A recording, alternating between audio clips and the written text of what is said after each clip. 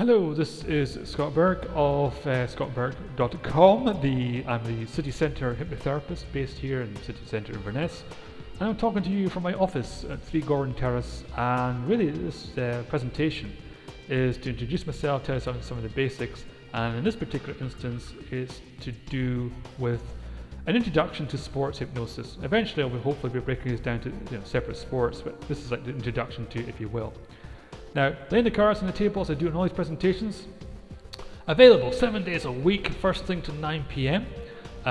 Full-time professional, yes. 7 days a week, pretty much every day apart from Christmas, but almost every other day you can contact myself. So first thing to 9 p.m. I've been doing this since 1998. You have a number of options as to appointments. It could be the standard option, which is worked in over 3 sessions.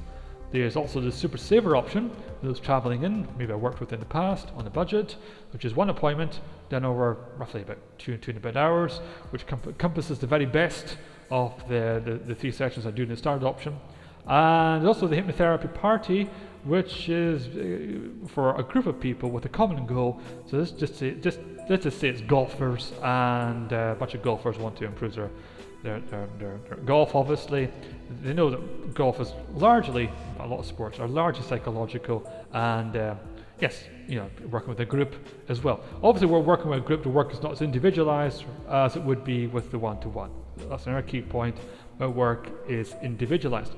So when it comes to sports, there's certain common threads. What I mean by that is most sports people who come to see me are actually good at what they do. They have the physical ability, they have the knowledge, but they have the psychological barrier. Now, the barrier could be concentration, it could be confidence, it could be many things. And it's quite a common thing across the spectrum of sports and internationalists, etc. You might be watching somebody, a top tennis player or something, or a boxer, or a golfer, or a football player, and you might think, oh, it's so easy for them. Don't be surprised to hear later on that they actually struggled and had doubts and their own demons, as they say, or various psychological problems they had to combat to get to where they are. Now, most people have heard of sports psychology. So you might be thinking, what's the difference between sports psychology and sports hypnosis? Quite a lot, I would say.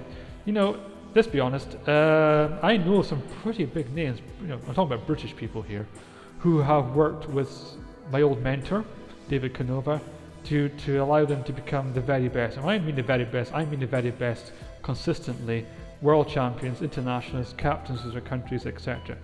Some pretty big names in there. Some which I'm allowed to mention, okay, I'm showing my age here, things like Jeff Capes, okay, Cliff Forbes, okay, he was Canadian, still is, Leighton Reed's darts player, Ian Botham, I can mention him, who else am I allowed to mention? Glenn Hoddle. There's other ones as well, but we've got to be careful what I say because some of them sort of sworn to secrecy. But again, very big names. Now, the advantage of sports hypnosis over sports psychology is that, plain and simple, I'm going to tell you straight, I think hypnosis wipes the floor of sports psychology. You've maybe seen stage shows, you've maybe seen stage hypnosis shows, and let's take the comedy element out of it for a second. Imagine applying that level of skill in a personalized environment, one-to-one with sports. Now, you don't lose control, you don't click like a chicken. What you're seeing at stage show is a small percentage of the population who wantonly volunteer to take part, etc., etc. Obviously, it's not the same as that, but it's very exaggerated, relatively exaggerated form of hypnosis, but it proves what's possible. I've yet to see a psychologist or anything else similar to that get on stage and do some things you see stage hypnotists do. And let's face it, that's stage hypnosis. What I'm doing is far more thorough, professional, specific to yourself. You should be able to put 2 and 2 together and see what's possible. So imagine I'll just use golf, okay, or tennis, let's use tennis. Imagine you're a tennis player, you're going out to play tennis that particular day, it's a major championship, it's a big deal to you. You want to go into it with total concentration, total confidence, know exactly what you're going to do. Something, you want to be going into that from the morning you wake up. In fact, you want to be ready well before the tournament even starts, as much as possible, not on the day itself.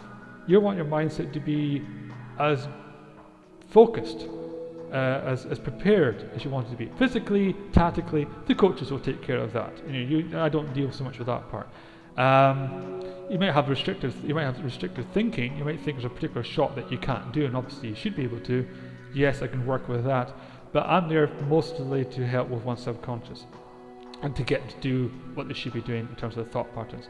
And sports hypnosis is kind of a closely guarded secret, I feel, because again, would you want your competition to know about it? You know, if you're a golfer and you're playing in the final of a tournament, it's you versus somebody else. You don't want that guy or that woman to be using somebody like myself as well, whereby you lose the advantage. You don't want them to know about it. So quite a lot of secrecy in sports hypnosis as well. Now I can work with individuals, I can work with teams, but even working with teams, it still comes down to working with individuals as well. And I'll tell you something else. When it comes to sports hypnosis, or is my approach, it's not just about the psyche with regards to a particular sport. It's also the psyche with regards to their common day-to-day life, which again, other people don't tend to look at as well. Availability when it comes to sports hypnosis is actually worldwide. I'm not exaggerating when I say that. I have worked with people from South Africa, New Zealand, etc. It doesn't have to be exclusively in this country. So wherever you are in the world, I can work with you. I don't necessarily always have to physically be there to do my work. So I might be working with one sports person who's based in the UK, but may have a tournament or go off to some other part of the world to take part. I could still work with them. So sports hypnosis is probably one of the most key areas I'm very enthusiastic about, because I very much get involved. I see the benefits myself, and I very much enjoy doing it. I mean, locally, I've worked with, for example, Inverness Caledonian Thistle. I actually worked with Richmond in the first division the first time round. Well, you know what I'm saying. And they won promotion. I've worked with skiers, golfers, badminton players, cyclists, sprinters, clay pigeon shooters. I can run up a whole list of different sports. And a lot of these sports people are actually quite big names in their particular field. But if you're not into these sports, you wouldn't know who they were. But the key thing is, if you want to know more, I strongly recommend that you get in touch. You can contact me via scottburke.com. Appointments, as I said, available 7 days a week, 1 to 9 p.m. You can come down. I offer a free 20 to 30 minute consultation with regards to pretty much anything I work with. But you can probably gather by this presentation, I'm very enthusiastic about this, so it might be longer than that. But you don't get charged for it, it's free. It's a case of introduce myself, you to talk more about what it is you're looking to achieve. Obviously everything is confidential. So yes, if you're interested in sports hypnosis, then do let me know. So go to scottburke.com, you see my contact details there, and I look forward to hearing from you. Okay, bye for now.